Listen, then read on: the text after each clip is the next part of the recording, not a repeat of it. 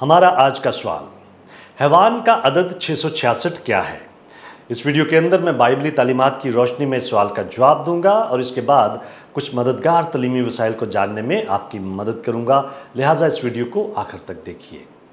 मुकाशफा 13 बाब उसकी 15 से 18 आयात बाइबल का वो मरकजी हवाला है जो हैवान की छाप का जिक्र करता है। इस बात का जिक्र करने वाले कुछ दीगर हवाला जात भी हैं जिन्हें आप स्क्रीन पर देख सकते हैं। ये छाप मुखालिफ मसीह और झूठे नबी यानी मुखालिफ मसीह के तर्जमान के पैरोकारों के लिए एक मोहर की हैसियत रखती है। झूठा नबी यानी दूसरा हैवान लोगों को हैवान की छाप लेने पर मजबूर करेगा। ये छाप किसी इंसान के पास कार्ड की तरह नहीं होगी, बल्कि ये छाप हकीकी तौर पर हाथ या माथे पर लगाई जाएगी। इंसानी जिस्म के अंदर मुख्तलिफ तरह की तिब्बी चिप की नस्बकारी और RFID टेक्नोलॉजी में जदीद पेशकदमी ने मुकाशफा 13 बाब में बयान करदा हैवान की छाप में लोगों की दिलचस्पी को और ज़्यादा बढ़ा दिया है। मुमकिन है कि आज हम जो टेक्नोलॉजी देख रहे हैं ये उस टेक्नोलॉजी के इब्तदाई मराहल की नुमाइंदगी करती हो जिसे आखिर में हैवान की छाप के तौर पर इस्तेमाल किया जाएगा। ये समझना बहुत ज़रूरी है कि तिब्बी चिप यानी मेडिकल चिप की इंसानी जिस्म में नस्बकारी हैवान की छाप नहीं है। हैवान की छाप ऐसी चीज़ है जो सिर्फ उन लोगों पर लगाई जाएगी जो मुखालिफ मसीह की परस्तिश करेंगे। तिब्बी या मालियाती माइक्रोचिप अपने दाहिने हाथ या माथे पर नस्ब करवाना हैवान की छाप नहीं है।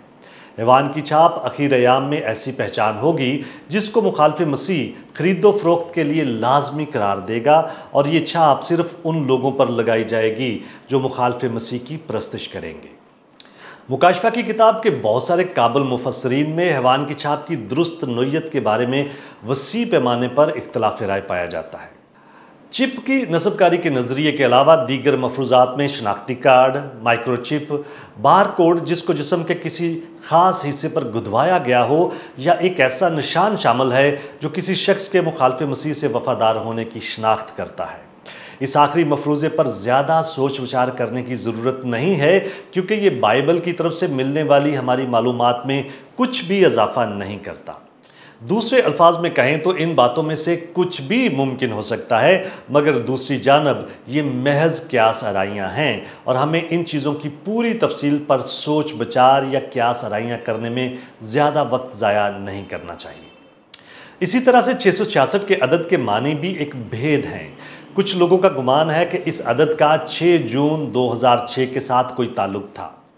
ताहम मुकाशफा 13 बाब में 666 का अदद एक ख़ास तारीख की बजाय एक मखसूस शख्स की तरफ इशारा करता है।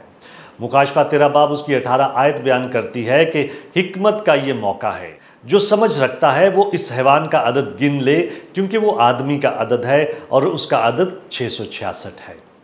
666 का अदद किसी न किसी तरह से मुखालिफ मसीह की निशानदही करेगा। बाइबल मुकद्दस के मुफस्सरीन सदियों से 666 के अदद के ताल्लुक से ख़ास लोगों की निशानदही करने की कोशिश करते रहे हैं, लेकिन इन कोशिशों के नतीजे में कोई भी फैसलाकुन बात सामने नहीं आई।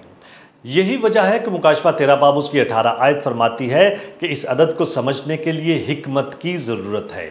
जब मुखालिफ मसीह ज़ाहिर होगा तो वाज़िया हो जाएगा कि वो कौन है और 666 का अदद उसकी शनाख्त कैसे करता है। क्या आप और बहुत कुछ जानना चाहते हैं? हमारे चैनल को सब्सक्राइब कीजिए ताकि आप हमारी दीगर वीडियोस को मिस ना कर दें और बहुत सारे सवालात के जवाबात को जानने के लिए हमारी वेबसाइट gotquestions.org को विज़िट कीजिए। क्या आपके और बहुत सारे सवालात हैं? बाइबल मुकद्दस के पास आपके सभी सवालात के जवाबात हैं। शुक्रिया।